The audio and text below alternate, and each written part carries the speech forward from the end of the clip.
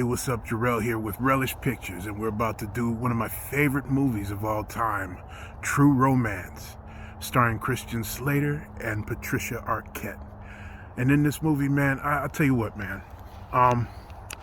When I was 18, I remember working at, Schindler's, so I was a clerk there, you know what I'm saying? I had my big knowledge in, comic books and all that, and you know what I mean? Like, God, I wish all the stuff happened to me the way it did, with Clarence and Clarence Worley and Alabama. You know what I'm saying? Like, amazing movie,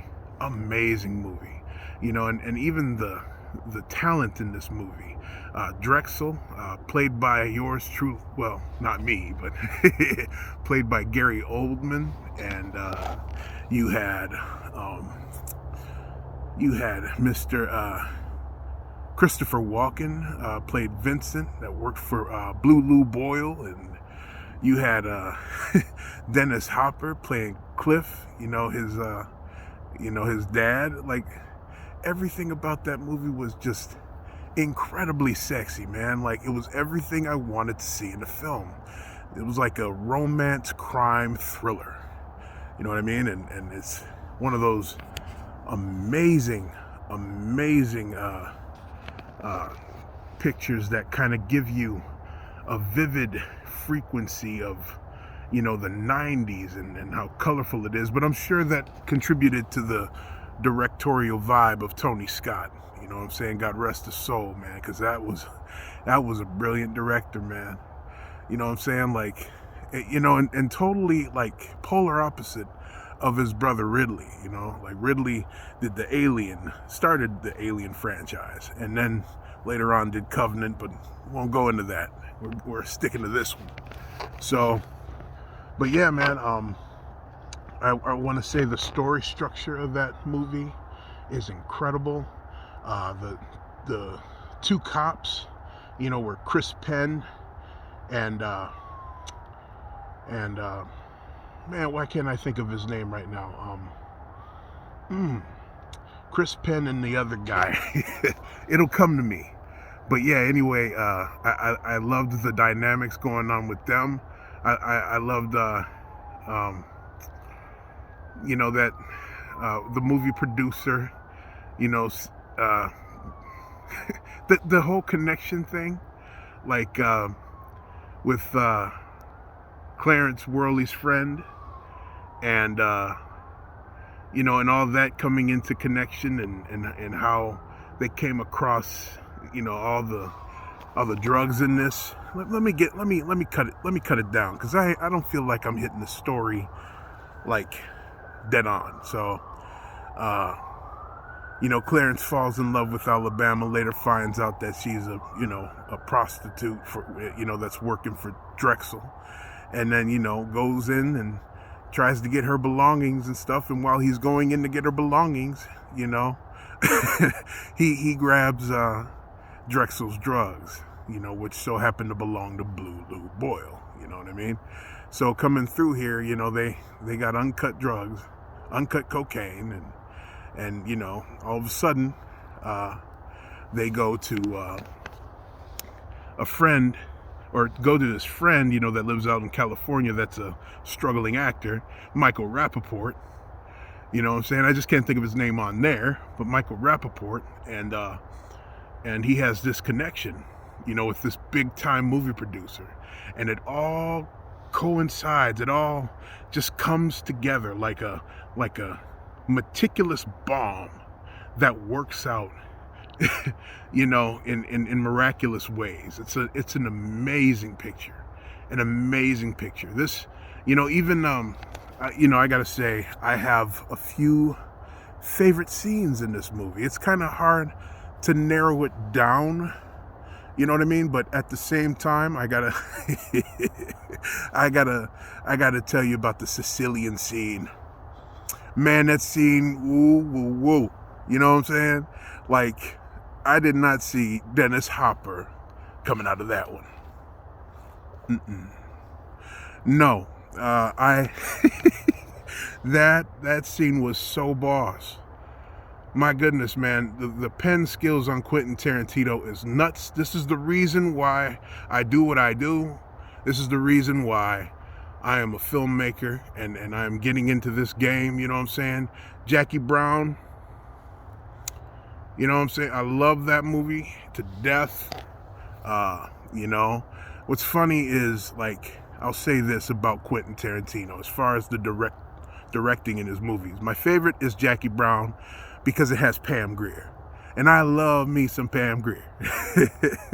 You know, that was Black Wonder Woman of the '70s.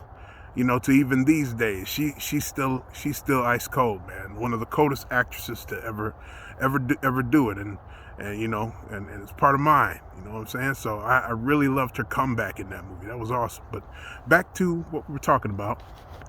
Pulp Fiction is said to be Quentin's greatest film, and I could say that, but his greatest writing piece by far to me. You know, like now Pulp is his best film. My favorite is Jackie. You know what I'm saying? Okay, we covered that. But as far as his writing and as far as like the story structure and it all colluding together, I have to give it to True Romance. I I absolutely recommend this movie. You know what I'm saying? Like, God, I wish my life kind of maneuvered that way in the romantic department. You know what I'm saying? Because, oh my God, that was just vibes and frequency. You know what I mean? Like, you know it when you see it. You know, and you do sometimes, but then sometimes people just think clear and cut out for you. In this, it was. In this, you could see the love. In this, you could see, you know, the connection between the two. And they were just kind of Bonnie and Clyde, ride or die, you know. I also want to make a couple mentions, too, of some actors in the movie. James Gandolfini, you know, and, you know, where this was before his Soprano days. But that is a brilliant actor. Brilliant actor. We lost a giant when he passed away, man. I'll tell you what. But seeing him in that film and just seeing a whole list of really cool actors and you know, the entire ensemble, and I gotta give it to Gary Oldman, man. He was Trini to the bone, man. You know what I'm saying? That Drexel character, he played the mess out of him. One thing I'll say about Gary Oldman, and he is a chameleon. You know what I'm saying? Like, I'll tell you what, man. Them dreads, that eye he had, man. You know, I was like, if I passed by him and, you know, by the islands, I would not second guess him. You know what I mean? Like, that dude is one of the coldest actors out there. Like absolutely. You know, from his Fifth Element to, you know, him even playing Commissioner Gordon. Hell, he could have played the Joker too. Boy, it's bad. But yeah, man, absolutely. One of my favorite pictures. You know, it's so damn good. You know, as soon as I get done with my damn walk, I'm going to watch it again. It's so good. It's so good. And it's absolutely a cinematic masterpiece. You know what I'm saying? Like, it has like really lighthearted flavors that, you know, I later learned that Quentin Tarantino didn't want certain things in the screenplay that, you know, may have led to a different kind of terminology at the end of the movie, you know, because you know how life is, and you know, I kind of understood where he was kind of coming from with that, but the way Tony kind of twisted and turned it, it almost seemed like it was just made pretty. It was like a, you know, a happy ending. You know what I mean? Because, you know, sometimes, you know, and the way Quentin just has a finesse to his writing that kind of can mirror reality, and it's just so poetic too, man. The way you know his mind works with connecting things. You know, it's like so. You know, I noticed looking in the past, it's like so many people were tripping about like his use of violence, but his use of violence is the same way I look at Mozart deciding where he wants to put a certain orchestra sound that he likes. It's a stroke of genius. It's something that is entertaining to the eye. If you don't like it, don't watch it then. You know what I'm saying? Like, leave the man alone. The man is a genius. The man is a savant at the craft. And I salute you, Quentin Tarantino, at least at one day. You know, we gonna be working together, my brother. You know what I'm saying? Or just shooting the shit. You know what I'm saying? Maybe drinking some coffee and just talking movies, man. I'd love to do it one day. You know?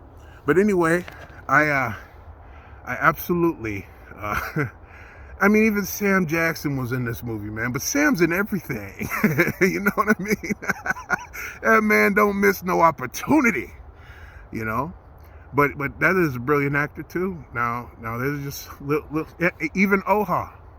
Oha is from Coming to America. You know, like, she's your queen to be. You know that guy. He was in that too.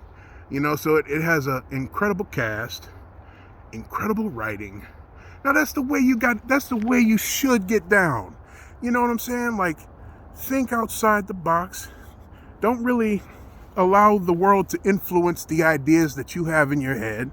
You know, if somebody doesn't agree with no casting decision you do, man, who cares? This tells me, oh, I'm Tim Burton with Michael Keaton. You know, or I'm Christopher Nolan with Heath Ledger. You know, everybody was tripping back then. You know, I got my visions too. We all do. Anyway, please, please, please, watch True Romance. Do it on a date night. Do it on a late night. Shit, do it right now. You know what I'm saying? It was a masterpiece.